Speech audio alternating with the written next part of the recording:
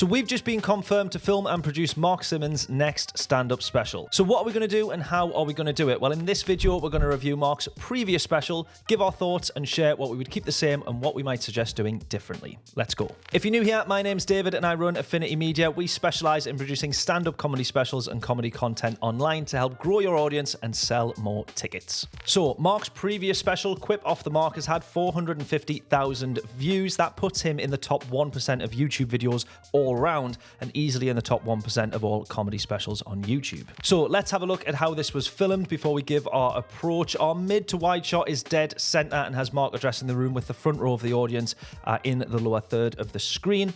We then have this close, or as we would call it, cowboy shot with the top half being shown. This is slightly off center, and if it was me, I would have maybe switched those two camera angles around. It's harder to spot a wide angle being a few degrees off center than it is a close-up. Now, we do have some very slight camera shakes, and absolutely not the end of the world, and in some cases it actually plays into the special, especially at high energy moments. Even when you have heavier duty tripods, you can still get a little bit of rumble and wobble through the floors when you have big crowd laughter. Now let's get on to the exciting part, which is the comedy. I absolutely love Mark's style and his delivery with these one-liners. He's got the perfect cadence of quick fire and then giving space for the audience reactions before teeing up the next joke. And in this special, he also has some physical comedy elements which work really well. Now, I really love that we've got this symmetrical shot with the props either side. The fact that we can see them every time we cut back to this angle brings us back into this mindset of what next, whereas the close-ups can really pull you into a joke. When you really get into the psychology of the edit, this is where the angles and editing really come into their own to help guide the viewer